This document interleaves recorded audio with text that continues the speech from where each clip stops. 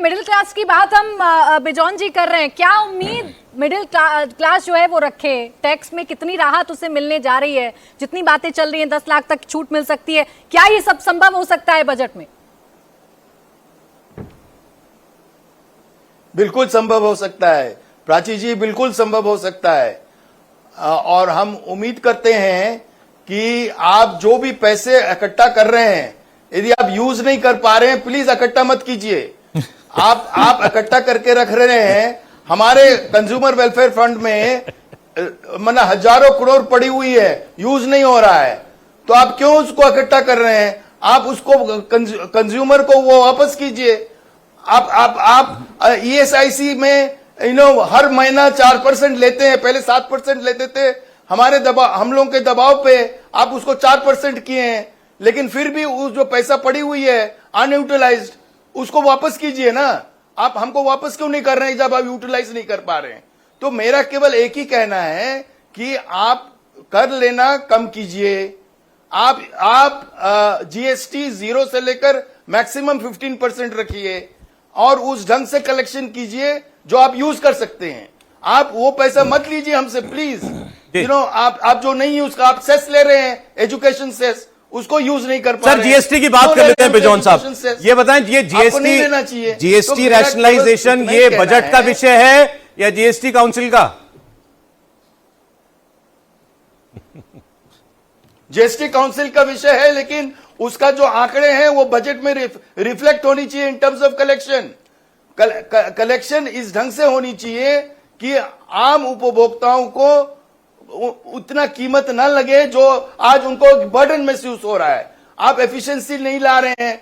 हम बार बार यही कहते रह रहे हैं सरकार को कि आप एफिशिएंट होइए, आप पारदर्शिता लाइए, आप अकाउंटेबिलिटी लाइए। आप नहीं लाते हैं। आप हमसे पैसे इकट्ठा करते हैं, लेकिन हमको खुद को नहीं मालूम होता है वो पैसे यूज कैसे हो रहे हैं। जो काम 1 साल में होना चाहिए वो 5 साल लग रहा है। इस इनएफिशिएंसी के लिए क्यों नहीं हेड रोल कर रहा है? आप एक सेकंड सर, मैं प्रदीप जी से पूछता हूं, ये जो क्रिटिसिज्म है कितना फेयर है जो बिजॉन साहब कह रहे हैं? जब वो सर एक सेकंड, आपकी बात पर प्रदीप जी। नहीं, जो कंज्यूमर वेलफेयर फंड की बात कर रहे हैं या इस तरह के फंड हैं वो अनयूटिलाइज्ड रह जाते हैं, ये बात तो उनकी ठीक है कि उसका यूटिलाइजेशन होना चाहिए। जिस पर्पस के लिए आप फंड इकट्ठा कर रहे हैं उस पर वो खर्च होना चाहिए। जैसे दिल्ली में जो हुआ था कांड, उसके बाद जो है एक फंड बना महिलाओं की सुरक्षा के लिए, अब वो फंड रखा हुआ है, खर्च ही नहीं होता है। तो इस तरह की समस्याएं तो हैं, लेकिन GST के मामले में फैसला वित्त मंत्री अकेले नहीं कर सकती है, न तो प्रधानमंत्री कर सकते हैं, GST काउंसिल ही करेगी। वहाँ जो समस्या सबसे ज़्यादा आ रही है वो है कंप्लायंस की।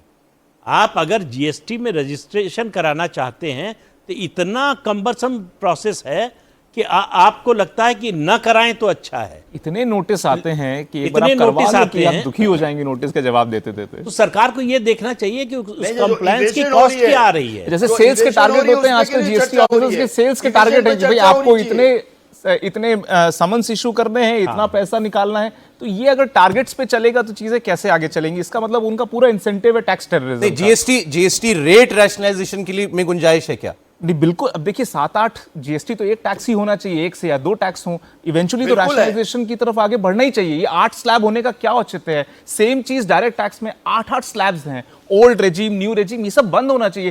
टैक्स कलेक्ट करने का एक रूल ऑफ थंब ये होता है, कितना आसान होगी प्रक्रिया उतना ज्यादा टैक्स होनी चाहिए और क्लैरिटी होनी चाहिए। सर एक अपडेट दे दें, पार्लियामेंट में कैबिनेट मीटिंग शुरू हो चुकी है इस वक्त जो हमें जानकारी मिल रही है। अब वक्त भी आप देखें 10:23 का हो गया। कैबिनेट की मीटिंग कुछ मिनट चलेगी और उसके बाद वित्त मंत्री सीधे लोकसभा में चली जाएंगी, जहां उनको ये बजट स्पीच देनी है। और आगे क्या होगा अपडेट आपको दे रहे हैं हमारे पॉलिटिकल एडिटर देवेंद्र पराशर जी। देवेंद्र।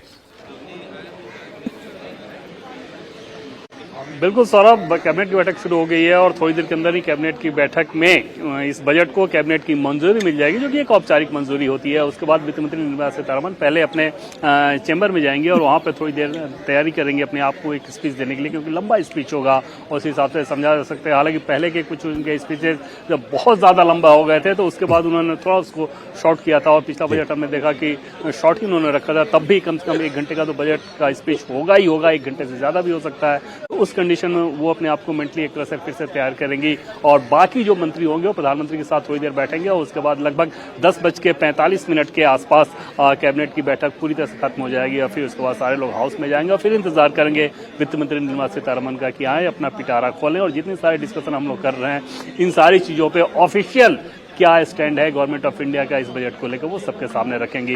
नजर इस बात पे भी टिकी रहेगी हर बजट पे सौरभ की क्या इसमें कोई शाराना अंदाज में कोई संदेश दिया जाता है, क्योंकि देवेंद्र आपने हमारा सारा डिस्कशन तो सुन लिया, लेकिन आपने ये नहीं बताया कि इसमें से ये काम होगा और ये वाला नहीं होगा।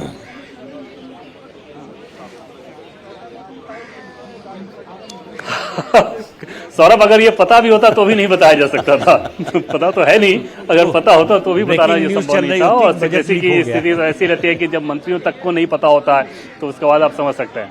जी ठीक, जैसे जब तक जो स्पीच की बात है 2 घंटे 40 मिनट की एक स्पीच दी थी वित्तमंत्री जी ने, जो सबसे लंबी थी। हाँ देवेंद्र बोले। एक इसमें लीक को लेकर एक बहुत दिलचस्प उदाहरण है कि इंग्लैंड में एक बार वित्त मंत्री जा रहे थे, जर्नलिस्ट और वो जर्नलिस्ट के सामने टकराए। जर्नलिस्ट एक सिगरेट पी रहे थे, उन्होंने पूछा कि क्या कुछ होना है बजट में, उन्होंने इशारा किया कि जो आप पी रहे हो वो थोड़ी महंगी हो जाएगी और वो चीज़ ये माना गया कि इन्होंने लीक कर दिया कि कैसे सिगरेट पे टैक्स बढ़ने वाला है और उसके चलते बाद में मंत्री को इस्तीफा भी देना पड़ा था। तो इस कदर एक सिक्रेसी रखी जाती है और वैसे कंडीशन में आप सिर्फ अनुमान इस आधार पे लगा सकते हैं कि जो इकोनॉमिक सर्वे आता है और उसमें जो आर्थिक सेहत दिखती है उसके आधार और जो डिमांड रहता है, अलग अलग रिप्रेजेंटेशन रहता है, जो चीजें पता चलती रहती है कि हाँ भाई किस समूह ने क्या मांगा, देश की कैसी स्थिति है, दुनिया की कैसी स्थिति है, उसके आधार पर सिर्फ एक अंदाजा लगाया जा सकता है कि ये चीज हो सकता है। इसके अलावा ने बड़ी अच्छी बात कही। तो किसी को कुछ नहीं पता देखिए होता ये जब तक इनडायरेक्ट टैक्स का बजट का हिस्सा था तब तक ये बातें सही थी। अब ये सब जीएसटी तय करती है।